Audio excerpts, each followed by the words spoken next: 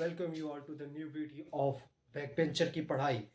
तो मज़े चल रहे होगे तो मैं तो जीवन में मुझे ऐसा लगता है अगर तुम ये वीडियो देखने आ गए हो और रूटीन फॉलो कर रहे हो तो चलो बधाई हो, तुम अपना सिलेबस टाइम से पूरा करने के लिए तैयार हो चुके हो। तो अभी हम बात करते हैं कि ऐसा क्यों हो रहा है कि जो इम्पोर्टेंट टॉपिक है सिर्फ हम वही पढ़ा रहे हैं। कुछ ऐसे इम्पोर्टेंट टॉपिक है जो कि तुम्हारे एग्ज़ाम के लिए ज़रूरी तो नहीं है लेकिन लाइफ के लिए ज़रूरी है। जैसे कि ये टॉपिक जो सारे टीचर्स ने यूट्यूब में छोड़ दिए है वो मैं थोड़ा सा बता देता हूँ।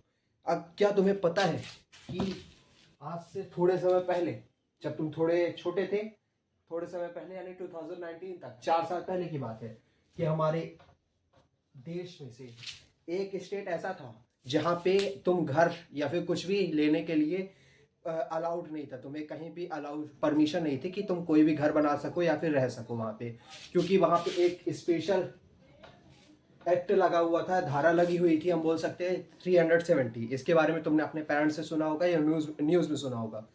तो ये क्या थी, इसमें क्या था, स्पेशल प्रोविज़न दिया गया था जम्मू एंड कश्मीर को, और कोई भी ऐसा इंडिविजुअल जाके वहाँ सीधा रह नहीं सकता था, घर नहीं बना सकता था। लेकिन 2019 में ये हट चुका है। अब तुम्हारी एनसीईआरटी की बुक में अभी भी दिया हुआ है, लेकिन तुम्हें ये बात जानना जरूरी है तो मैंने बता दी है। सेकंड पॉइंट की जो यूनियन सेकंड पॉइंट की जो यूनियन टेरिटरी होती है, यूनियन टेरिटरी क्यों बनी, ये शब्द कहाँ से आया तो वो समझते हैं। यूनियन टेरिटरी का मतलब होता है ऐसी टेरिटरी जिसको कौन चलाने वाला है, यूनियन चलाने वाली है। यूनियन यानी देश की सारी गवर्नमेंट, जो सेंट्रल गवर्नमेंट है वो रन करने वाली है।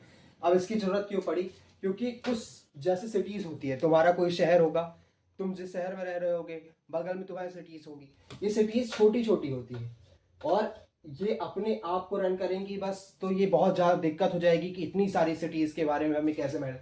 तो हम क्या करते हैं, इनका एक ग्रुप बना के एक स्टेट बना देते हैं। ठीक है, अब स्टेट क्या होता है कि इतना बड़ा होता है जिसमें बहुत नंबर ऑफ सिटीज़ रहती है और हम उसे रन कर सके, इतने बड़े स्टेट हम बनाते हैं।